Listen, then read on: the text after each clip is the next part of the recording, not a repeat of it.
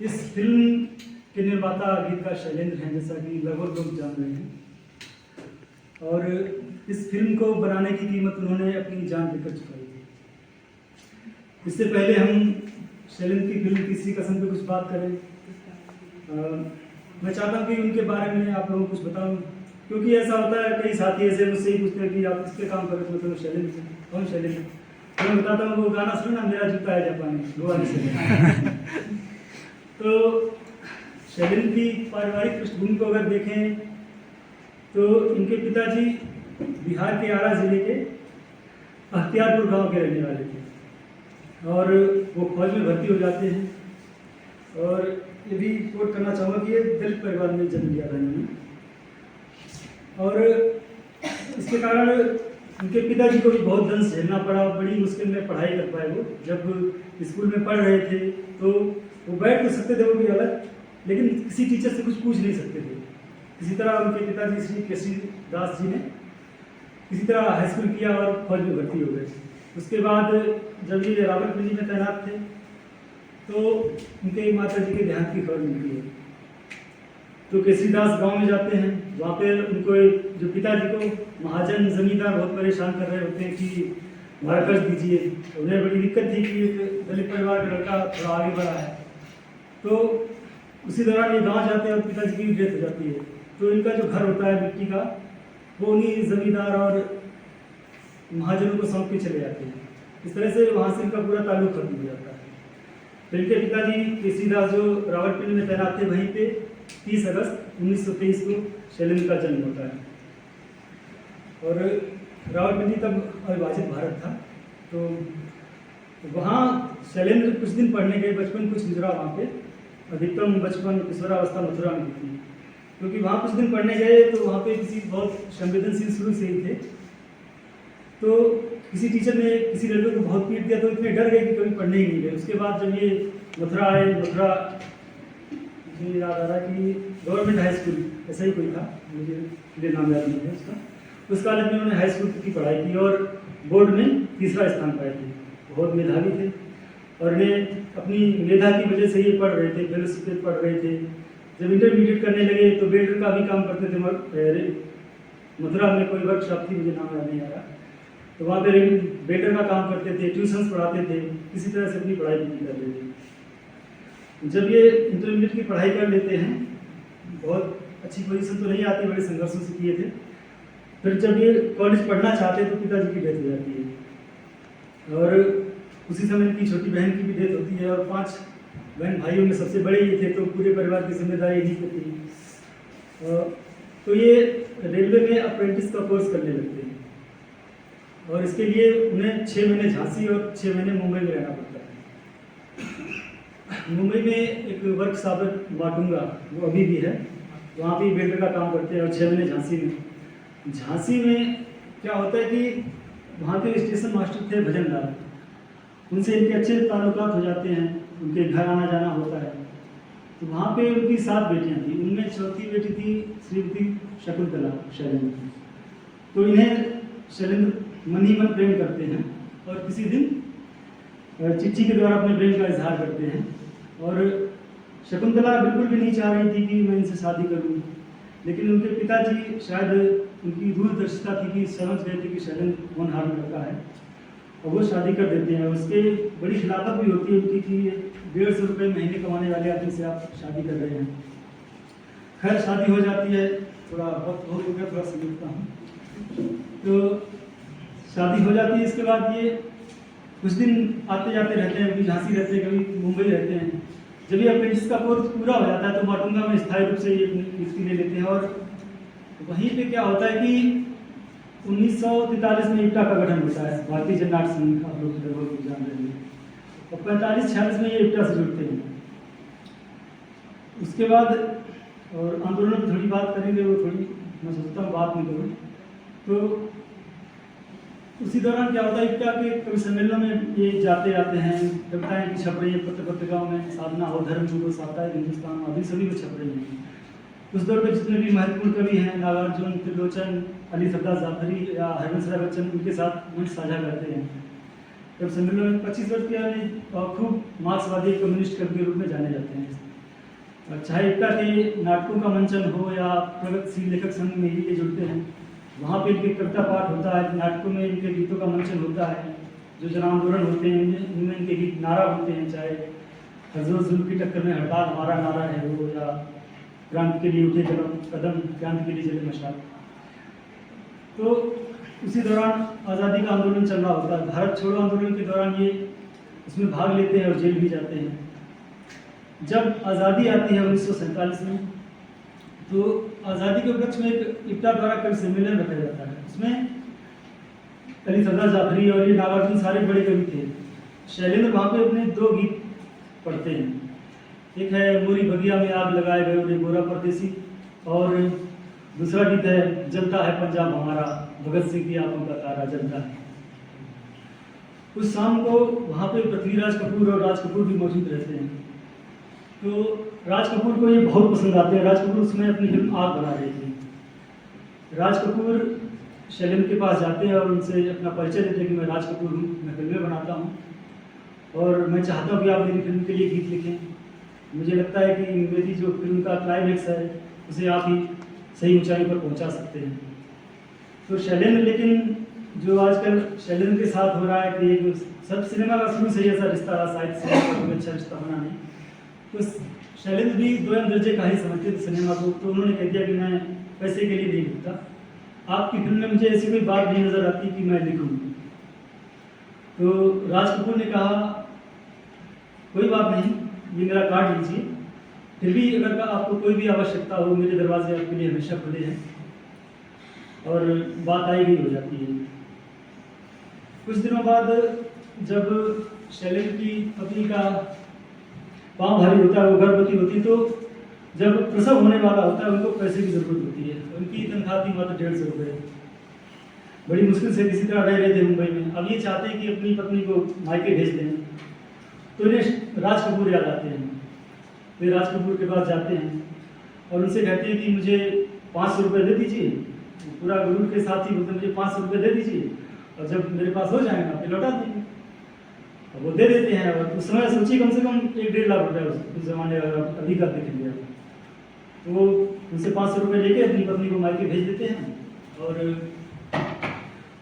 कुछ दिनों में पैसे इकट्ठे करके शैलेंद्र के पास राज कपूर के पास जाते हैं कि मदद लीजिए अपने पैसे।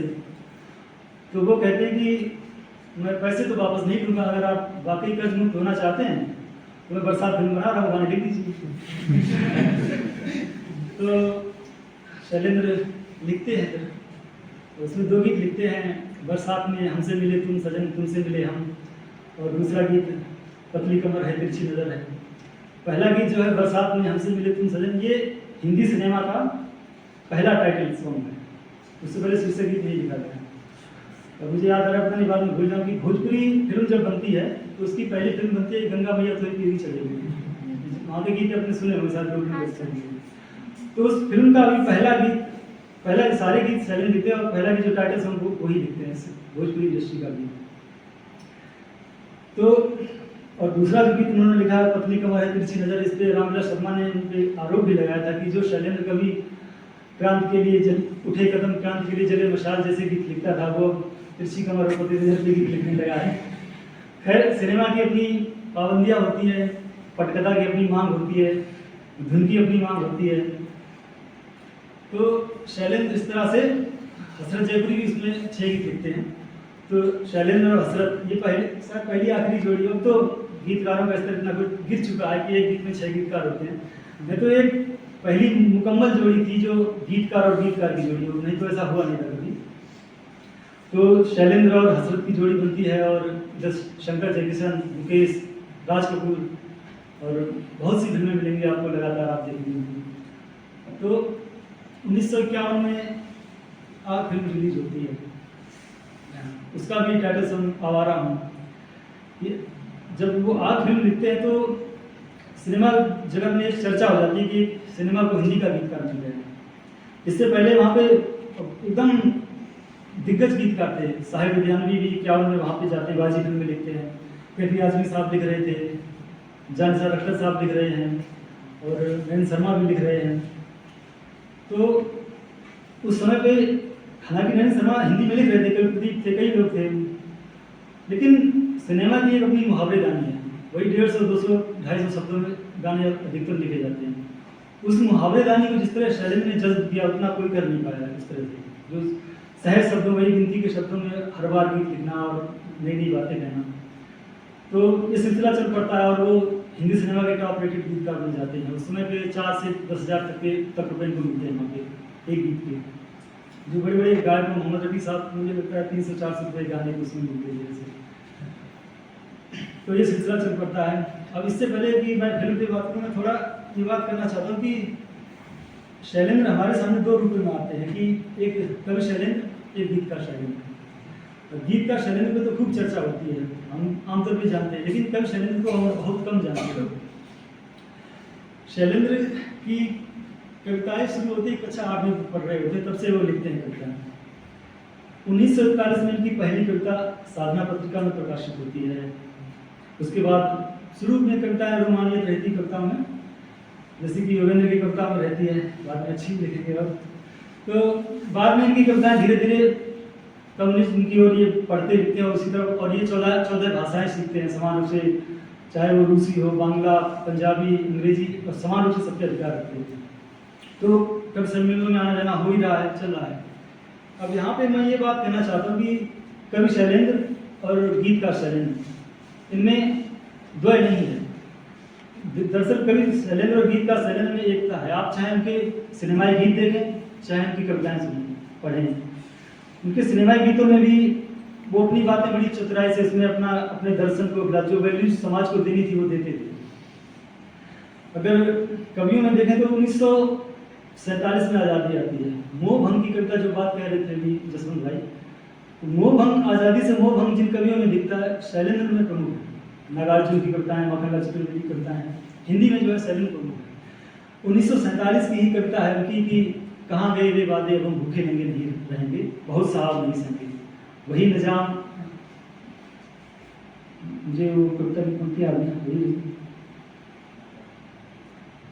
है कुछ, वही निजाम वही राजे कोहराम बदल गई, वही है पदवी बदल गई है कि निजाम वही है, थका पिसा मजदूर वही, दैकान वही है, कहने को भारत पर हिंदुस्तान वही है। इस तरह की कविता है। या 1948 में वो लिखते हैं कि भगत सिंह इस बार न लेना काया भारतवासी की, देशभक्ति के लिए आज भी सजा मिलेगी फांसी की। वो उनकी दूरदर्शिता देखिए, वो जो हाल तब था 78 साल बाद, आज भी वही हाल है। आज भी चाहे उमर खालिद हों, चाहे गौरी लंकेश हों, जो भी कुछ ऐसा करते हैं तो उनके साथ में आप देख ही रहे हैं। ये उनकी दूरदर्शिता थी। और उसी टाइम पे जो आंदोलन सजानंद कर रहे थे, किसान आंदोलन, जब उनकी गिरफ्तारी होती है तो वो प्रोटेस्ट करते हैं उसमें। और शैलेंद्र का दूसरा पक्ष देखिए जन आंदोलनों को लेकर, कि वो मजदूर थे, बिल्डर थे, बिल्डिंग का काम करते थे। जब इट्टा में जाते थे तो उनके बारे में लोगों ने बताया कि उनकी बिल्डिंग करने की वजह से जो शर्ट होती है उस पर छींटे पड़े रहते थे, कि जो लोहा गिरता है ना, चिंगारियाँ, तो जली हुई शर्ट पहन के आते थे। लेकिन प्रतिबद्ध बहुत थे, उनके गीत अपने गाते थे और पूरा हुजूम गाता था इनके गीतों को। जो मैंने जिस नारे का जिक्र किया 48 में लिखा था, हर जोर जुल्म की टक्कर में हड़ताल हमारा नारा है। इस गीत को 1974 में बिहार में जब संपूर्ण क्रांति होती है, जो जयप्रकाश नारायण के नेतृत्व में हो रही थी, उसमें हरीश्वर रेणु उसको क्या करते हैं, हड़ताल की जगह संघर्ष कर देते हैं और काजी बना देते हैं उस नारे को। ऐसे कई नारे थे, उन्होंने कई नारे दिए। विश्वनाथ त्रिपाठी इनके इस नारे को लेकर लिखते हैं, इस गीत को लेकर, कि किसी गीत की पंक्ति का इस तरह संघर्ष करती हुई जनता की संपत्ति बन जाना सदी की एक आश्चर्यजनक घटना है। ऐसा बहुत कम होता है कि किसी कवि की पंक्तियां इस तरह से कालजयी हो जाएं। तो आप देख लीजिए 52 और ये 76 साल हो गए। तो जो मैं कह रहा था कि आज़ादी के बाद जो मोहभंग तब दिख रहा है, वही मोहभंग अब देखिए, मैंने अभी उनकी कविताओं में जो कुछ बात कही, या जवाहरलाल नेहरू जब ताजपोशी जब होती विक्टोरिया रानी की वहाँ जाते हैं तो व्यंग करते हैं उस पर कि मुझको भी इंग्लैंड ले चलो पंडित जी महाराज, मैं भी देखूँ कैसे वहाँ पे रानी के सर पे धरा जाएगा ताज। या नेताओं को न्योता करके तभी नज्म है उनकी, उस पर केटी आदमी ने लिखा भी है कि एक प्रोग्रेसिव राइटर्स का ये रचनाओं का दस्तावेजी रचना है ये। तो इस तरह की बातें जो कविताओं में कर रहे थे। आप गीत देखिए, उनका एक गीत है, आपने सुना होगा सभी ने, अजीब दास्तां ये कहाँ शुरू कहाँ खत्म। अब मैं जब इलाहाबाद विश्वविद्यालय में पढ़ रहा था, वहाँ पे मेरे प्रिय सर थे किशन त्रिपाठी सर, वो मुझे एक दिन बता रहे थे कि मैंने इनसे हमने साहिब को लेकर वो बोल दिया यार साहिब वैसे हैं थोड़े कि तुम अगर मुझको ना चाहो तो कोई बात नहीं, तुम किसी और को चाहो तो हमने कहा सर ऐसा नहीं है। फिर मैंने को फोन किया, मुझे जब याद आया सर साहिब ये भी लिखे हैं कि तू मेरी जान मुझे हैरत व हसरत से न देख, मुझमें कोई भी जहान नूर जहांगीर नहीं, तू मुझे छोड़ के ठुकरा के भी जा सकती है, तेरे हाथों में मेरे हाथ हैं जंजीर। तो सर मैं खाना के साथ सर्च करना चाहता था एडमिशन की मसला, तो वही बता रहे थे कि गीतकार क्या करते थे, मुखड़े में और पहले अंतरे में सिनेमा की जो मांग होती है पटकथा की उस पर लिखते थे, लेकिन दूसरे अंतरे में अपनी बात जरूर कहीं भी डाल देते थे, साहिब जैसे या साहिब होकर के आजमी जो बड़े गीतकार थे।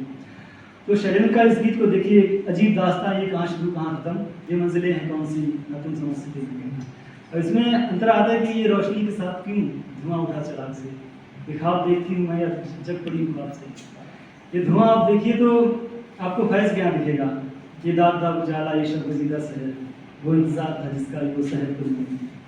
या फिर आप मुक्ति बोध के यहाँ देखिए कि आज़ादी का चांद जो है उसका मुंह टेढ़ा है, तो वो धुआं वो वहाँ पे जिक्र करते हैं। या मंटो के यहाँ खोल दो या ठंडा गोश्त जैसी कहानी में चीज़ें आती हैं। और उनके कुछ दूसरे गीतों की अगर बात करें, क्या नहीं गीत आता है आवारा में, उसके अंदर में वो लिखते हैं आवारा देखिए, आवारा का जो अर्थ बोध है उस शब्द की आवारा आदमी मतलब जो वैल्यू नहीं है उसके पास, एकदम निकृष्ट किस्म का आदमी है, कुछ करता रहता नहीं घूमता है, यही तो आप लोग समझ रहे हैं आवारा कर दो अर्थबोध यही है। लेकिन अब देखिए उसमें अर्थबोध क्या देते हैं वो।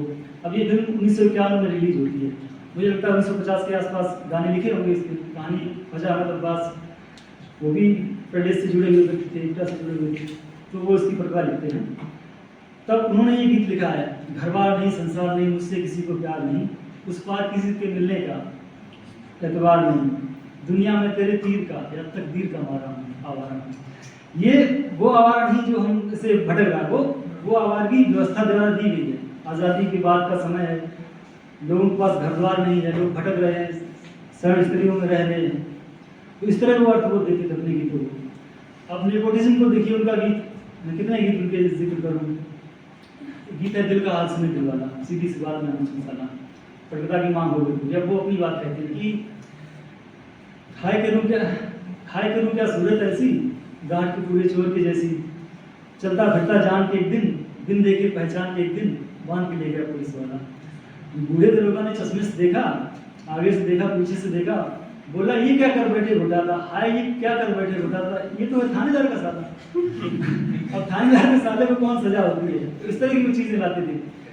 और कुछ जो चीजें जैसे भूख उनके गीतों में बहुत मिलेगी आपको, जो उनका गीत है क्रांति के लिए उठे कदम, क्रांति के लिए जले मशाल, उसमें देखिए कि भूख के विरुद्ध भात के लिए, रात के विरुद्ध प्रात के लिए, मेहनती गरीब जात के लिए हम लड़ेंगे अंग्रेजी कसम। एक उजाला फिल्म का गीत है, सूरज जरा आ पासा, आज तुझको भी रोटी खिलाएंगे हम, अय आसमां तू बड़ा मेहरबान, आज तुझको भी दाल खिलाएंगे। चूल्हा है ठंडा पड़ा और पेट में आग है, गर्मा गर्म रोटियाँ कितना हंसी खाब है।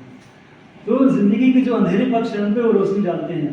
उनकी उंगली देखिए कि तू जिंदा है तो जिंदगी की जीत पर यकीन कर, अगर कहीं इस स्वर को उतार ला जमीन पर। इसीलिए उनको कहा जाता है कि वो भारतीय महासमाज को सुभिन्न का जामा पहना रहे थे। उन्होंने ऐसे बहुत से मीनिंगफुल गीत लिखे हैं, मेरे भी जहन में नहीं आते जो मैं इस पर कुछ बात कर सकूँ। और तो भूख के लेकर इसमें ये भी देखो, ये गीत में लिखता है कि इसी दिल का दिल वाला का गीत बोल दिया कि छोटे से घर में गरीब का बेटा, मैं भी हूँ माँ के नसीब का बेटा, रंजो का बचपन के साथी, आंधी में चली जीवन बाती, भूख ने है बड़े प्यार से पाला।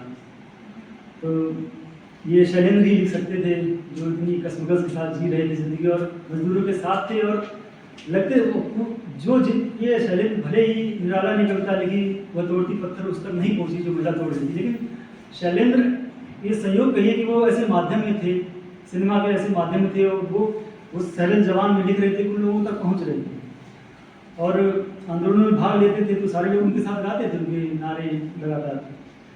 और मेरी अपनी स्थापना है कि मैं शैलेंद्र को संगम के गीतकार के रूप में देखता हूँ। मुझे अभी शैलेंद्र के गीत इकट्ठे कर रहा हूँ, वो लगभग 171 फिल्मों में 800 गीत लिखे हैं।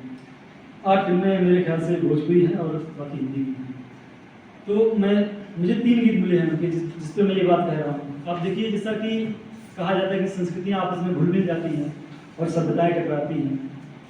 उनका एक गीत है जिसका मैं भी जिक्र किया था, मेरा जूता है जापानी, ये तो इंग्लिस्तानी, माफ करिएगा, सर पे लाल टोपी रूसी फिर भी दिल है हिंदुस्तानी। अब देखिए, जूता जापानी है और तुम इंग्लिस्तानी, तो संस्कृतियों का जो देख रहे हैं वैश्विक फलक पे, जो उनका फलक पे जो संगम है, और अपने को बचाए भी रखते हैं, फिर भी दिल हिंदुस्तानी ही रहेगा। जो भी भारतीय संस्कृति ऐसी लगी जो कहीं का भी आया है यहाँ पे जज्ब हो गया है। एक संगम आपने संस्कृतियों का देखा। दूसरा संगम मैं देखता हूँ कि हिंदुस्तान ऐसा देश है जहाँ पे गंगा जमुना का संगम है, तो वो संगम फिल्म के लिए गीत लिखते हैं कि मेरे मन की गंगा और तेरे मन की जमुना का बोल राधा बोल संगम होगा देखने। ये मैं दूसरा संगम देखता हूँ यहाँ पे दो मनों का संगम है, दो प्रतीकों के माध्यम से। तीसरा संगम देखिए कि उनका गीत है सुहाना सफर और ये मौसम, इसमें वो कहते हैं कि वो आसमां झुक रहा है जमीन पर, ये मिलन हमने देखा है इनका। और मुझे लगता है मैं अभी क्या करें, कंपटीशन कम रिसर्च कर पा रहा हूँ, तो और भी पढ़ूंगा, मुझे लगता है और भी चीज़ें मिलेंगी मुझे उनकी इस तरह की। मैं कुछ और उदाहरण देना चाहता हूँ गीतों का। एक गीत उनका है कि मनाली फिल्म का, सब कुछ सीखा हमने ना सीखी होशियारी, और ये उनकी सच्चाई थी। और इस फिल्म के लिए उन्हें शायद पहला जो फिल्म फेयर अवार्ड मिला था वो शायद को ही मिला था गीत के लिए, और इसको शायद यहूदी फिल्म के लिए मिला था, ये मेरा दीवानापन है या मोहब्बत का सबूत, और दूसरा इस गाने के लिए मिला था मनाली फिल्म के लिए। अब इसमें वो लिखते हैं, होंगे राजे राजकुमार हम बिगड़े दिल सहजादे, हम सिंहासन पर जा बैठे जब जब करें इरादे। अब आप रामधारी सिंह दिनकर की पंक्तियां याद कीजिए, सिंहासन खाली करो। अगर इनको पढ़ते हुए हम इस चीज़ को देखते हैं तो आप समझिए उनके समान धर्मा कवि हैं। अब मैं ऐसी बात करूँगा तो बहुत लंबी हो जाएगी। अब मैं उनके लोक पक्ष में आता हूँ। शैलेंद्र के गीत इस तरह के हैं कि वो लोक गीतों की शक्ल लिए हुए हैं, वो या तो लोकगीत बल्कि लोकगीत ही लगते हैं। अभी आपने फिल्म देखी, इस फिल्म के 6 गीत उसमें थे मतलब कहानी में। अब कहानी में इतना है, दुनिया बनाने वाले कातरे मन में समाई, माफ करिए इस गीत को, ये गीत उसका नहीं, मैं वो सजन झूठ में बोला, मुझे याद आ रहा था जहन लेकिन बोल नहीं रहा था, तो मुखड़ा दिया गया है। लेकिन अंतरे को देखिए किस तरह से वो रचे हैं, एकदम कभी लगता ही नहीं कोई मुखड़े और अंतरे में कोई फांक है। और या उनका वो गीत हो सजनवा पैरी हो गए हमारे, अंतरा को लिखे हैं, मुखड़ा इसे उसमें दिया गया। मुझे नहीं पता स्रोत, अभी नहीं पता कि विश्वनाथ जी कहाँ से वो स्रोत लाए हैं, लोग से ही लिए होंगे, जाहिर सी बात है। तो लेकिन अंतरे इस तरह से लिखे हैं जिन पर टिप्पणी करते हुए मंजर पांडे ने एक बार कहा था कि उनका एक लेख है मजदूरों के कवि शैलेंद्र, तो वो उसमें कहते हैं कि ये उस अंदाज का गीत है जो अंदाज कबीर का है, मीरा का है, और ये वो बोलते हैं कि उनके समान धर्मा कवि है।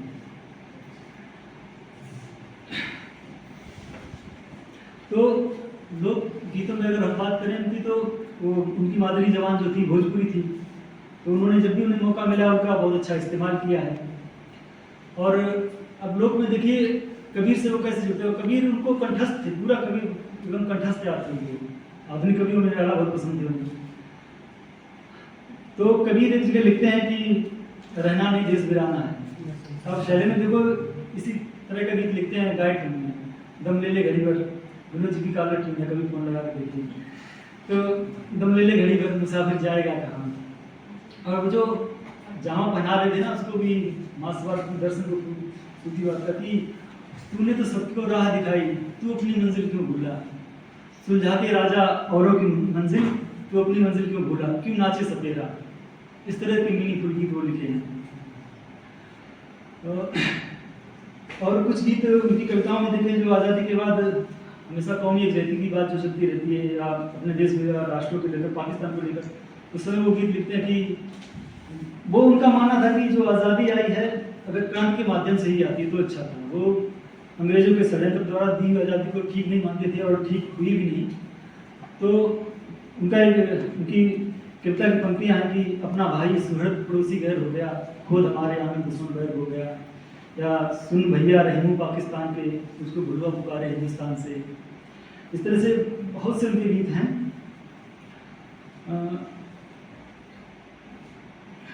तो मैं लोक पे बात कर रहा था। अब उन्होंने जो ये फिल्म बनाई है, ये फिल्म, अब मैं थोड़ी इस पर बात करता हूँ। 1955-60 तक शैलेंद्र का वो एकदम उरूज पे थे, उनका पीक दौर था।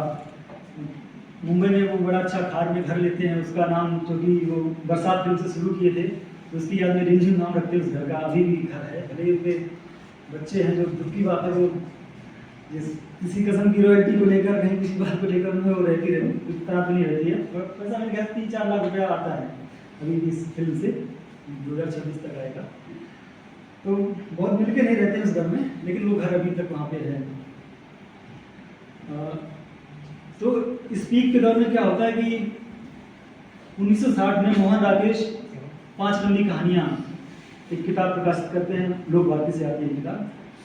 उसमें मोहन राकेश की कहानी मिसपाल थी और भी कई कहानियाँ थी। इसमें एक कहानी होती है मारे गए गुलफाम, अर्थात तीसरी कसम, अर्थात नाम था तब, इसको राजेंद्र यादव को किए थे।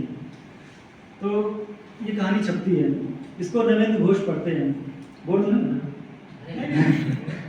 तो नरेंद्र घोष था तो दोनों याद रखे हैं। हाँ, तो आप पकड़ लीजिए, ये अच्छी बात है। नरेंद्र घोष उसको पढ़ते हैं। नरेंद्र घोष विमल राय के, ये पूरा ग्रुप नहीं करा, विमल राय के साथ बासु भट्टाचार्य थे, शैलेंद्र भी उनके दोस्त थे, और बी.आर. इशारा, बाबूराम इशारा भी, वो भी इसमें थे। सुब्रत मित्र उनके डीओपी हुआ करते थे, कैमरामैन। तो नरेंद्र घोष उसको पढ़ते हैं और बहुत मुतासिर होते हैं इस कहानी से, वो पटकथा लिखना चाहते हैं। उस समय बासु भट्टाचार्य ने कोई भी फिल्म डायरेक्ट नहीं की थी। वो बासु भट्टाचार्य से कहते हैं, देखो कहानी बहुत अच्छी कहानी है। बासु भट्टाचार्य पढ़ते हैं, बासु भट्टाचार्य ये कहानी शैलेंद्र को देते हैं, और शैलेंद्र इस कहानी को पढ़ते ही उसमें एकदम इतने दीवाने हो जाते हैं कि सोचते हैं कि हाँ फिल्म बना सकते हैं। बस बासु भट्टाचार्य भी शायद उनसे कहे होंगे कि हम आपको मौका देंगे, अगर हम फिल्म बनाएंगे तो आपको निर्देशक आपको ही चुनेंगे। तो बासु भट्टाचार्य को निर्देशक चुन लिया जाता है। फिल्म बनने की बात होती है तो पूछते हैं वो कितना पैसा लगेगा, तो बोलते हैं कि 2.5 से 3 लाख में हो जाएगा। तो शैलेंद्र बोलते 1 लाख मैं दे दूंगा, 2 लाख फाइनेंसर तुमसे ले लूँगा। तो बात आगे बढ़ाते हैं और हरीश्वर नारायण को चिट्ठी लिखते हैं 1960 में, मेरे ख्याल से कुछ डेट याद नहीं आ रही, कुछ 22 अप्रैल से। तो हरीश्वर नारायण वो भी खुश हो जाते हैं कि मेरी कहानी पे फिल्म बन रही है। वो जानते हैं कि सिनेमा का फलक बड़ा है, वो जन जन तक पहुँचती है चीज़ें। तो ये, लेकिन उससे पहले एक बात बता दूँ कि ये एक इकलौती फिल्म है जिसमें उसका कहानी का राइटर दुखी नहीं हुआ है। नहीं तो ये इकलौती फिल्म है, इससे पहले भी ऐसा नहीं हुआ, चाहे वो गोदान पे बनी हो फिल्में, तमस पे बनी हो, देवदास पे बनी हो, इसके साथ ही ऐसा होता है। मुझे कहानीकार का किस्सा याद आ गया कि ये कहानी गाते, बड़ी अच्छी कहानियाँ लिखते थे, तो फिल्मों में लिखने गए। तो वहाँ पे गए तो उन्होंने एक बड़ी अच्छी कहानी लिखी, किसी निर्माता से मिले, उसने कहानी देखी, निर्देशक ने देखी। तो निर्देशक देखते हैं, बोलते हैं कहानी तो बहुत अच्छी है, इसमें थोड़ी ये तब्दीलियाँ कर दीजिए। तो करते हैं, 2 दिन बाद पहुँचते हैं तब्दीली करके। फिर देखता है कि अब तो काफ़ी अच्छी कहानी बन गई है, कुछ किरदार ये हटाइए, तुम ये किरदार डालिए, थोड़ा ये यहाँ पे ग्लैमर डालना है, ये यहाँ पे ये करना है। वो करते हैं, फिर कुछ दिन बाद पहुँचते हैं। ऐसे 6-8 मीटिंग होती है। आखिरी मीटिंग होती है, उसमें लेखक से वो निर्देशक कहते हैं कि ऐसा करिए, इसमें जो लास्ट में जो है ना उसको हटा दीजिए। तो वो कहानीकार कहते हैं महाराज ये है ही सिर्फ मेरा बचा है। कहानी मेरा कुछ भी नहीं बचा। तो ये सिनेमा के साथ होता है। तो हरीश्वर नारायण बड़े खुश हो जाते हैं, अनुमति देते हैं कि ठीक है आप बनाइए फिल्म, और इसके लिए हमें 5,000 रुपये पारिश्रमिक दीजिए। अब ये शैलेंद्र की दरियादिली देखिए, या एक साहित्यकार के प्रति आदर देखिए, वो 10,000 रुपये देते हैं उस समय। और उनकी अनुमति का पत्र आता है, और अब इसका जो मुहूर्त होता है आपके बिहार में, पूर्णिया जिले में ही होता है। वहाँ पर कास्टिंग की मैं बताना, वो कास्टिंग आप देखे ही हैं। राज कपूर पहले महमूद को चुनने वाले थे, लेकिन राज कपूर काफ़ी पसंद किए इस कहानी को, तो वो बोले कि आप ही कर दीजिए। तो राज कपूर इसको मात्र 1 रुपया लेते हैं और इसको करते हैं। वहीदा रहमान आती हैं, फिर वहीदा रहमान छोड़ती हैं कि कुछ होता है कहीं कुछ होता है। तो फिल्म बनना शुरू होती है। जैसे ही फिल्म बनना शुरू होती है, उनके 2 शैलेंद्र के यार दोस्त हैं, पैसा लूटना शुरू करते हैं। वासु भट्टाचार्य, उसी दौरान उनका वो उनके गुरुजी विमल राय की जो लड़की थी रिंकी भट्टाचार्य, उनके प्रेम में पड़ते हैं। अब वो उनसे किसी तरह उनके मर्जी के बगैर शादी करते हैं, तो उसके चक्कर में काफ़ी मामला बिगड़ता है और शूटिंग रुकती है। शैलेंद्र उनकी मदद करते हैं हालांकि। और उनके जो वासु भट्टाचार्य भी कभी भी ऐसा भी करते थे कि टाइम पे नहीं पहुंच रहे हैं, आ रहे थे, यही नहीं पता कि आज सीन कौन सा शूट होना है। और सब लोग कुल मिला के पैसे लेने में लगे थे। और अब इसकी कास्ट आप देखिए तो राज कपूर है, उस दौर के शोमैन, वहीदा रहमान है और कैमरामैन सुब्रत मित्र है। ऐसे लोगों को देखकर फाइनेंसर खूब पैसा देते हैं। तो धीरे धीरे फिल्म बनती जाती है। और शैलेंद्र की पत्नी शकुंतला शैलेंद्र लिखती है कि फिल्म बनना शुरू होती है और घर से जो भी चीज़ें होती, पैसा सब जाना शुरू, तो घर की चीज़ें गिरवी रखना शुरू होती हैं। और आखिर में बचे थे उनके प्राण शुरू हुए। उन्होंने अपने एक लेख में लिखा है। तो जो फिल्म 2.5 से 3 लाख के बजट में बननी थी और इसमें 1961 में शुरू हुई थी, फिल्म का मुहूर्त हुआ था जनवरी में, और सोचे थे कि 61 के लास्ट तक ये फिल्म पूरी हो जाएगी और रस भी हो जाएगी। वो फिल्म 5.5 साल में पूरी होती है इसी तरह से, और बजट हो जाता है 23 लाख। शैलेंद्र पूरी तरह गले तक डूब जाते हैं कर्ज में, उनका घर गिरवी रख जाता है, फाइनेंसर उनके पीछे पड़े हैं, पुलिस उनके पीछे पड़ी है। सोचिए सम्मानित गीत का साथ ये होता है। और वो इतने परेशान है कि फिल्म को एडिट भी करना है। अब लगभग इतना समय होता है, राज कपूर का स्टार्टअप उस समय चल रहा है, वो अपनी फिल्मों में व्यस्त हैं, संगम की शूटिंग कर रहे हैं, किसी में व्यस्त हैं, तो डेट्स भी नहीं मिल पा रही हैं। किसी तरह से फिल्म पूरी होती है। शायद कुछ इसमें अभिनय भी किए थे शैलेंद्र, एक सीन था वो हट गया है। तो किसी तरह फिल्म पूरी होती है और एडिटिंग बचती है। तो एडिटिंग अब शैलेंद्र अपनी एक चिट्ठी में लिखते हैं रेणु को कि भाई कहते थे उनको, और एक दूसरे को गुलफाम खा करते थे वो आपस में। और अभी जो आपने वो कव्वाली सुनी ना कि एक ख्वाहिश है मैं तुमको देखा करूँ और दिलो जान से तुम उसको देखा करो, तो शैलेंद्र और हरीशनाथ रेणु आपस में देखते थे और गाना गाते थे और बहुत देर तक ऐसे देखते थे, हंसते थे। तो वो लिखते हैं कि मुझे लग रहा है कि इस फिल्म को पूरा करने का केवल श्रेय मुझे ही मिलेगा, क्योंकि मैं ही अकेला और सब लोग साथ छोड़ गए हैं। पूरा उनका दिल टूट गया था कि मेरे संगीत साथी जिन्हें मैं अपना समझता था। और अच्छा वो देखो शंकर जयकिशन के साथ इतनी फिल्में की थी, पूरा उनका पैसा दिए, पूरा एक भी पैसा कम नहीं दिए, जो उनका रेट था वो दिए। लता मंगेशकर से गीत गवाए या मन्ना डे हो, और उसकी कव्वाली के लिए शंभू शेखर को लाए कि वो टच आया पूरा, और खूब पैसा लगाया उन्होंने, और उन्हें विश्वास था कि फिल्म जरूर चलेगी। अब एडिटिंग कर भी रहे थे, उस टाइम पे एक चीज़ आती है, जब एडिटिंग पूरी होती है तो वितरक नहीं मिलते। जब वितरकों को ये फिल्म दिखाई जाती है तो वितरक कहते हैं कि फिल्म का जो दुखांत है ना, इसको बदल दीजिए। और राज कपूर भी ये बात समझाते हैं उनको, शैलेंद्र जी को, भी इसका दुखांत बदल दीजिए। अब अगर दुखांत बदलता है तो इसके लिए वो राजी नहीं थे कि उसकी रूह मर जाएगी कहानी की। फिर वो तीसरी कसम किस बात पे खाएगा कि अब कंपनी की बाइक को कभी नहीं बैठाएंगे। तो दोस्तों आपने ध्यान दिया, कुछ ने पढ़ी हुई कहानी, 30 कसम खाते हैं कि एक मांस नहीं लाने, चोरी का माल नहीं लाने और कंपनी का बाइक। तो अब शैलेंद्र को बहुत दबाव देते हैं ये लोग, वितरक की कोई वितरक नहीं मिल रहा है। तो शैलेंद्र लिखते हैं रेणु को कि आप आ जाइए, और लोग बदलना चाहते हैं, जैसा आप मुनासिब समझे वैसा किया जाएगा। तो रेणु पहुंचते हैं वहाँ पे। अब रेणु पहुंचते हैं और शैलेंद्र उस समय सोचो बिल्कुल कर्ज में डूबे हुए हैं। रेणु सभा होती है तो उनका जो असिस्टेंट साथ दिया इशारा या कोई सुनाते हैं उनको कहानी, देखो इसको ऐसा सुखांत कर देंगे और लोग आपस में मिल जाएंगे, दोनों फिल्म हिट हो जाएगी। उनसे पूछते हैं ये ठीक लगी आपको? बोले नहीं। रेणु से शैलेंद्र भी कहते हैं कि देख लो रेणु जी, अगर आप कहें तो मैं तो अभी तक टिका हूँ कि ना बदले हम। तो शैलेंद्र रेणु कहते कि ना बदले, वो भी चाहते कि अंत ना बदले और हीरामन और हीराबाई ना बदले। और वैसा ही किया जाता है, दोनों लोग आपस में लिपट जाते हैं, रोते हैं कि वैसा ही करते हैं, ऐसा ही होता है। और उस दौर में इस चीज़ को लोग बचा नहीं पाता है और फिल्म बुरी तरह से फ्लॉप हो जाती है। ये फिल्म रिलीज होती है 1966 में और दिल्ली के एक सिनेमा घर में होती है और कुछ जगह उत्तर प्रदेश में। और दुर्भाग्य की बात देखिए कि शैलेंद्र उसके प्रीमियर में भी नहीं पहुंच पाते हैं, उनके पीछे पुलिस पड़ी हुई है, वो छुप के नहीं लेते हैं। और कुछ दिन ही फिल्म चलती है और शैलेंद्र इधर शराब को छोड़ चुके थे, तो शराब बहुत पीने लगते हैं, तो अब सेहत बहुत खराब रहती है। तो जब सेहत इतनी ज़्यादा खराब रहने लगती तो अच्छा उनके पास फिल्में थी उस समय। उन्होंने अपने जो बेटे थे शैली शैलेंद्र, उन्होंने भी कुछ गीत लिखे हैं, जैसे उनका गीत था जीना यहाँ मरना यहाँ, इसके सिवा जाना था। इस गीत का मुखड़ा ही शैलेंद्र लिख सके थे, इसके अंतरे शैली शैलेंद्र ने ही लिखे। और भी कई गीत लिखे हैं, दुर्भाग्य से उनकी डेथ बहुत जल्दी हो गई। तो वो बता रहे थे कि उनका छोटा बेटा अभी है, हयात है वो, और वो बताते हैं कि उन्होंने कहा था मुझसे कि शंकर जैक्सन के पास भी 100 फिल्में हैं, अगर मैं एक गीत भी लिखूंगा एक फिल्म पे तो मैं सारा कर्ज आराम से चुका लूँगा। लेकिन उनकी सेहत बहुत ख़राब हो जाती है, बहुत टूट चुके होते हैं। जब उनको एक हॉस्पिटल में राजपुर भर्ती कराते हैं तो पता चलता है कि उनको सिरोसिस ऑफ लिवर बीमारी हो गई है और इनका बचना लगभग मुश्किल है, हाथ पाँव फूल गए हैं।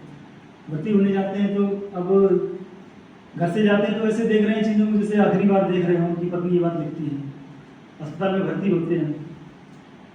एक दिन राज कपूर का 14 दिसंबर को बर्थडे है, 13 दिसंबर को वहाँ जाते हैं, बातचीत होती है कि हाँ तुम्हारी पार्टी में आएंगे, बड़ी पार्टी करते थे राज कपूर। तो वहाँ से जाते हैं और 14 दिसंबर को शैलेंद्र की हालत ज़्यादा खराब होती है और वहीं की डेथ हो जाती है। और ये संयोग की बात है, तो कहे भी थे कि राज कपूर लिखते हैं कि जब उनकी अर्थी जा रही थी तो लोग कह रहे थे कि ये वही है जिन्होंने लिखा है शैलेंद्र झूठ मत बोलो, या दोस्त दोस्त ना रहा प्यार करना। तो इस तरह से एक हीरा जैसा गीतकार इस फिल्म के पीछे अपनी जान खो बैठता है। और मुझे लगता है एक बात जो छूट की मैं वो बताना चाहूँ कि वो जो गीत था दुनिया बनाने वाले, इसमें कई लोगों का सवाल है कि लोग सोचते हैं कि इस गीत को शैलेंद्र ने लिखा है, जबकि ये हसरत जयपुरी के नाम दर्ज है। इसके पीछे कहानी है कि इस गीत का मुखड़ा मजरू साहब ने लिखा है, मजरू सुल्तानपुरी।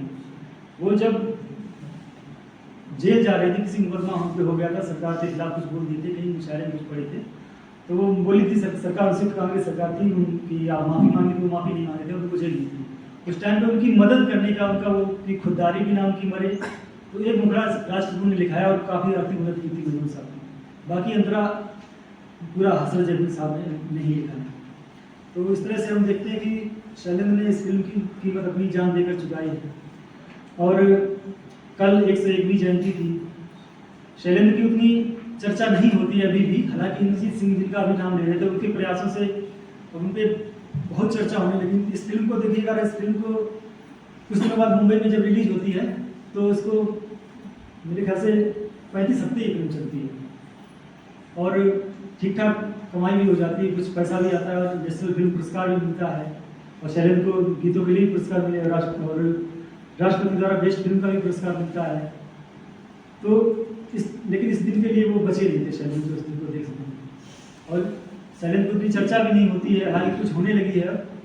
तो 101वीं जयंती के अवसर पे आदरणीय मेरे रहनुमा भीम सिंह सर के संयोजन में ये कार्यक्रम हुआ। आप सब लोगों ने उनकी फिल्म देखी।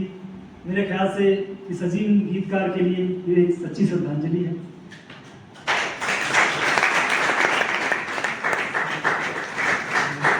आप लोगों ने मुझे इतने धैर्य से सुना। मैं बहुत आधिकारिक विद्वान नहीं हूँ शैलेंद्र को लेकर। आप सबका बहुत बहुत शुक्रिया। खाना पीना चाहें जो भी